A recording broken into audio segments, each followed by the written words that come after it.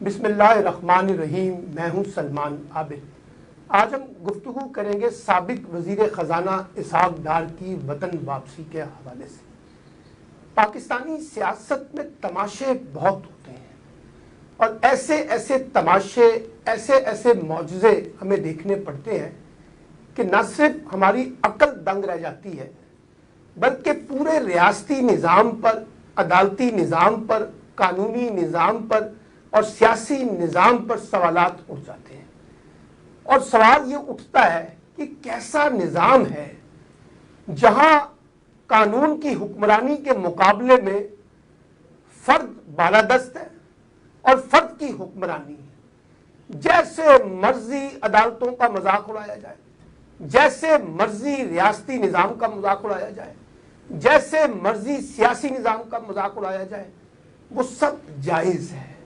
اور یہی وجہ ہے کہ اس ملک میں قانون کی حکمرانی کا تصور بہت کمزور ہے اور طاقتور نے عملی طور پہ اس پورے ہمارے قانونی اور انصاف کے نظام کو یرغمال بنا دیا ہے.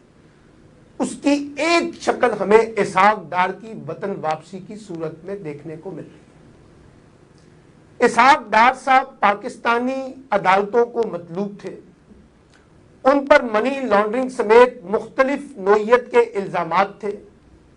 اب وہ الزامات درست ہیں یا غلط ہیں اس کا تعین جو ہے پاکستانی عدالتوں نے کرنا تھا، لیکن وہ یہاں سے فرار ہیں اور کئی برسوں سے لندن میں بیٹھے ہوئے. وجہ انہوں نے بنائی بیماری کی. بیمار وہ ہے نہیں. یہ جو سیاسی بیماریاں سیاستدانوں کو لگتی ہیں، عملی طور پر یہ ایک ایسی بیماری ہے جس میں اقتدار کی ہوس ہوتی ہے. یعنی آپ اقتدار میں ہو تو آپ صحت مند ہو جاتے ہیں، اور اگر آپ اقتدار میں نہ ہو تو دوسرے ملکوں میں جا کر علاج کے بہانے، سیاسی بیماری کا بہانہ بنا کر آپ بنیادی طور پہ پاکستان سے فرار ہو جاتے ہیں. اسحاق ڈار صاحب پہ جو الزامات تھے اگر وہ غلط تھے تو سوال یہ ہے کہ وہ پاکستانی عدالتوں کا سامنا کرنے سے کیوں گریزا تھے؟ کیا وجہ تھی انہوں نے عدالتوں کے سامنے خود کو سرنڈر نہیں کیا؟ کیا وجہ تھی کہ بار بار عدالت کی طرف سے طلب کیے جانے کے باوجود وہ پاکستان آنے کے لیے تیار نہیں تھے؟ اور یہ کہہ دینا کہ ان کو پولیٹیکلی وکٹمائز کیا جائے گا اس ڈر اور خوف سے نہیں آ رہے. تو بھائی پھر آپ کی مرضی کے ججز لگا دیے جائیں، آپ کی مرضی کی عدالت لگا دی جائے، آپ کی مرضی کے فیصلے کر دیے جائیں، وہ سب ٹھیک ہے. اور پھر یہ جو سیاسی بیماری ہے یہ اچانک کیسے اس کا تعین ہو جاتا ہے؟ اور کیسے اسحاق ڈار جو کل تک پاکستان آنے کے لیے تیار نہیں تھے اور مختلف ٹی وی انٹرویوز میں کہتے تھے کہ وہ بیمار ہیں، ڈاکٹر پاکستان جانے کی اجازت نہیں دے رہے، لیکن آج جب مسلم لیگ نون کا اقتدار آتا ہے تو وہ پاکستان آنے کے لیے تیار بھی ہو جاتے ہیں اور ان کے ڈاکٹر بھی ان کو پاکستان جانے کی اجازت دے دیتے ہیں اور وہ خود بھی بے چین ہو جاتے ہیں پاکستان آنے کے لیے، اور پھر کہتے ہیں کہ وہ قوم کے وسیع تر مفاد میں پاکستان آ رہے ہیں. اور پھر یہ خبریں بھی آ رہی ہیں کہ وہ آنا نہیں چاہتے تھے، نواز شریف صاحب نے ان کو بھیج دیا یا بھیج رہے ہیں تاکہ شریف خاندان میں سے نواز شریف کی سیاست جو ہے اس پر ان کی گرفت برقرار رہے. کیونکہ یہ تاثر ابھر رہا ہے کہ شہباز شریف جو ہے وہ کوئی بہت زیادہ خوش نہیں ہے اسحاق ڈار کی وطن واپسی کے حوالے سے، اور نواز شریف صاحب جو وہ مفتاح اسماعیل سے خوش نہیں ہے.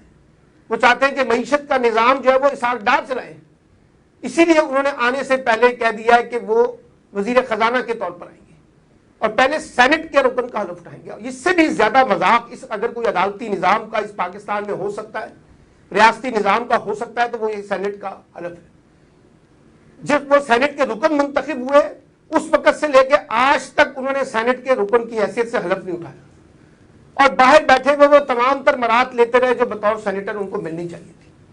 اور عدالتوں نے جب ان کو کہا کہ وہ آ کے سینٹ کے رکن کا حلف اٹھائیں تو انہوں نے آنے سے انکار کر دیا. اور کوئی قانون نہیں ہے، کوئی ہمارا نظام نہیں ہے جس کے اندر یہ طے ہو سکے کہ اگر ایک خاص مدت تک کوئی سینیٹر حلف نہیں اٹھاتا تو وہ سیٹ خالی ہو جائے گی. لیکن نواب صاحب کے لیے وہ سیٹ بدستور خالی پڑی ہے. اور پھر یہ بھی تاثر دیا جا رہا ہے کہ جناب مسلم لیگ کے بعض لوگ کہ جی اسٹیبلشمنٹ چاہتی ہے کہ اسحاق ڈار واپس آئیں. کیونکہ اسٹیبلشمنٹ تنگ آ گئی ہے اس وقت پاکستان کی معاشی صورتحال سے، اور ان کو لگتا ہے کہ لندن میں بیٹھے ہوئے اسحاق ڈار جادوگر جو ہے وہ پاکستان کی معیشت کو چلائیں گے، اور اس وجہ سے اسٹیبلشمنٹ خود ان کو لانا چاہ رہی ہے۔ وہ گئے کیسے تھے، کن کے ایما پہ گئے تھے، کیسے بھجوائے گئے تھے، کیوں بھیجے گئے تھے، اب کیوں لائے جا رہے ہیں، یہ سوالات بھی تو ہمارے ہاں فیصلہ کن قوتوں سے پوچھے جانے چاہیے نا۔ اور یہ سوال بھی تو ہونا چاہیے کہ اسحاق ڈار صاحب جب آپ کو پاکستان عدالتیں طلب کر رہی تھے تو آپ کیوں آنے سے انکاری تھے، اور آج ایک خاص مقصد کے لیے، اقتدار کی بندر بانٹ کے لیے آپ پاکستان آنا چاہتے ہیں کہ آپ یہاں پہ آ رہے ہیں۔ پھر یہ تاثر دیا جا رہا ہے کہ اسحاق ڈار کی وطن واپسی اس بات کی ضمانت ہے کہ یہ نظام 2023 تک، اگست تک چلے گا۔ چلا لیں، دیکھ لیتے ہیں کہ اسحاق ڈار کے پاس کون سی جادوگری ہے۔ ابھی مفتاح اسماعیل صاحب کہتے ہیں میں تو کوئی فیصلہ بھی ان کے مرضی کے بغیر نہیں کر سکتا، جو وہ فیصلہ کرتے ہیں اسی کے مطابق ہم آگے چلتے ہیں۔ تو ان کی رائے تو شامل ہے اس معیشت کے ڈبونے میں، اس معیشت کو بیڑا غرق کرنے میں۔ پہلے بھی وہ کرتے رہے اور اب بھی وہ کر رہے ہیں۔ تو اس لحاظ سے یہ دیکھیں کہ جو ہمارے ہاں یہ جو خاص طور پہ ہم کہتے ہیں کہ جناب لوگ جو ہیں وہ اہم ہیں، نظام اہم نہیں ہے، قانون اہم نہیں ہے، تو پھر جب آپ لوگوں کو اتنی فوقیت دیں گے، اس پہ اپنا نظام قربان کر دیں گے، اپنی عدالتیں قربان کر دیں گے، تو پھر اسحاق ڈار جیسے لوگ پیدا ہوتے رہیں گے۔